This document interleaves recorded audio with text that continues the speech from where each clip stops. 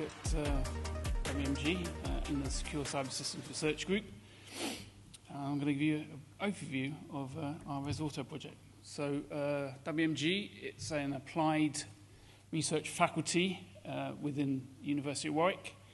WMG is interested in anything to do with the manufactured world. So we solve problems in manufacturing.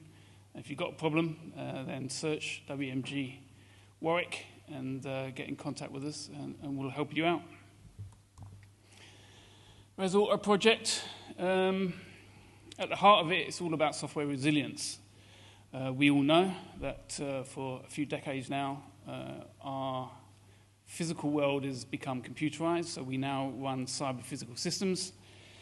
And we want those systems to be resilient when they are under cyber attack. We can't rely on the traditional enterprise way of cybersecurity, which was just monitoring and responding when something happens. We want our cyber-physical systems to degrade safely. In ResAuto, we're looking at how what's called Cherry microcontrollers. Cherry is capability, hardware enhanced risk instructions. So this is trying to bake security in at the hardware level on the silicon. What is capability enhancements? Traditionally, software bugs, some classes of software bugs in silicon are based around accessing the data and the instruction set within the computer memory by manipulating the pointers. Pointers are the registers within a chip that store the memory addresses, and if you can manipulate them, you can get the computer to do what you don't want it to do. With capability enhancements, you add extra features around these pointers within the silicon itself. So that's the core of it. Traditionally, microprocessors are an extremely flexible, powerful machine. And the languages we program with them are extremely flexible and powerful. But we have to be responsible with our software. And that's what we're trying to do with our tools and the technology now to mitigate against these memory issues that we're coming across.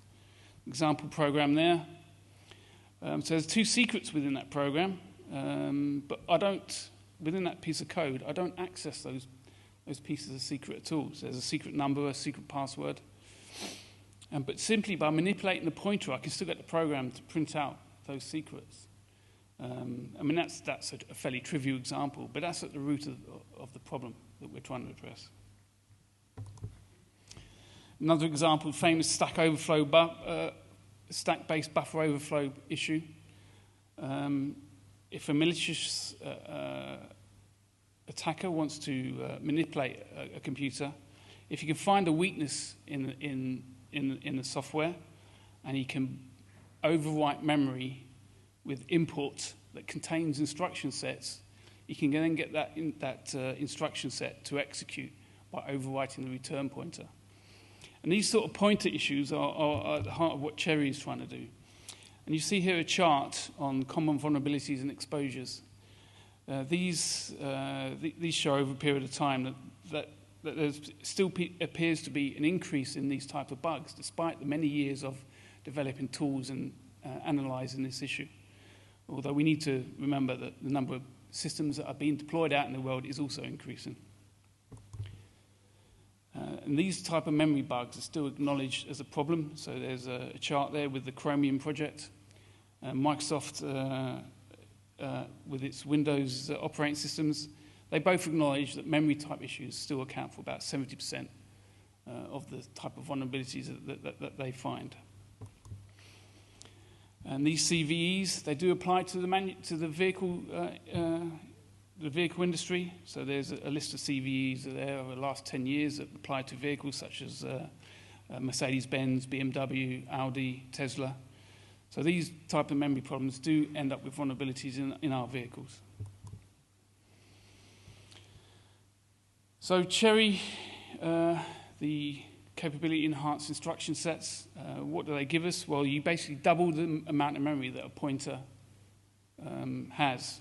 And that extra memory, the extra, in this case, for a 128-bit pointer, doubling from a traditional 64-bit pointer on a 64-bit system, you have an extra 64 bits that you can assign certain metadata to the pointer. And this metadata is used to, on the hardware, on the actual silicon, the metadata is used to add extra security to the software. Another capability it gives you is you can isolate areas of memory. You can add tags to the memory pointers, and that tag must correspond to an existing area of memory. If the pointer doesn't have that tag and it's been manipulated to try and address a different area of memory, then the hardware will throw an exception. So these capability-enhanced instructions, they are now available in prototype silicon. ARM implemented a system on a chip in the Morello program. And we have access to that within our Res Auto project. We have access to one of these ARM Morello PCs.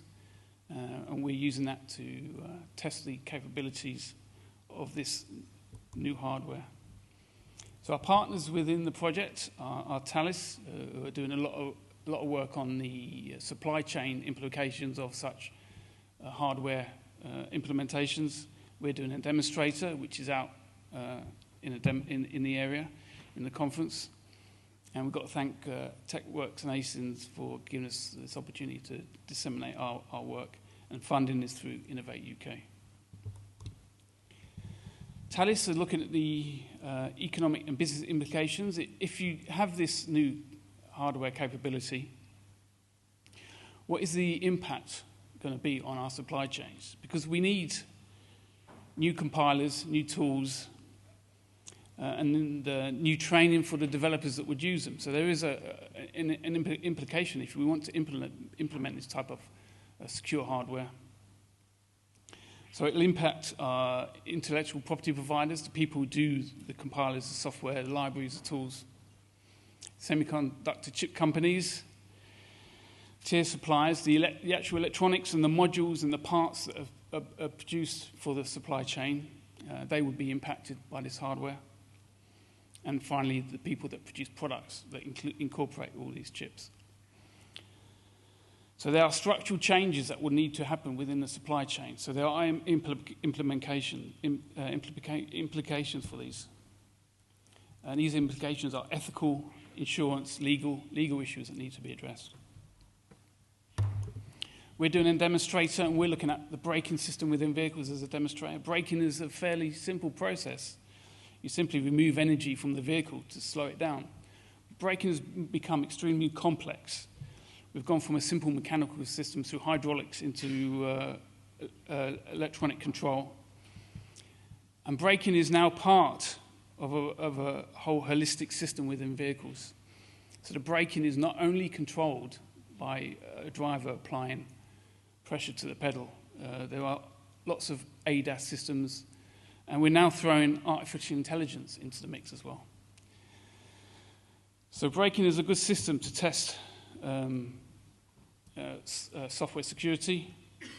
The complexity of vehicle systems means that the attack surface is a lot bigger than it used to be. So we're using braking as an example of a Cherry-enabled system. So we're running braking on a ARM Morello PC, and we're taking the inputs and outputs from a simulator. The Beam NG simulator is a physics-based simulator, so it allows us to accurately model a vehicle and take the data inputs and outputs to a high degree of accuracy. And what are we going to do with our Cherry-based ECU braking controller? Well, we're going to use it to test the capabilities of Cherry. We're going to be attacking it, visualizing what's happening. And from that, we're going to get evidence to see how well Cherry can work as a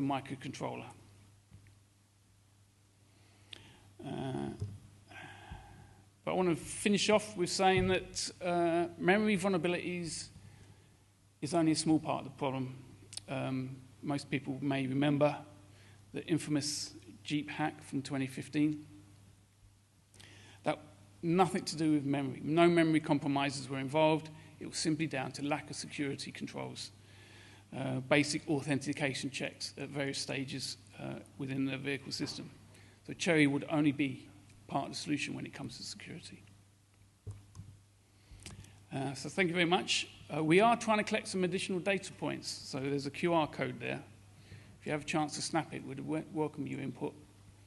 If you don't get a chance to snap it now, please come and see me afterwards, and I'll gladly give you the link to our questionnaire. Thank you very much.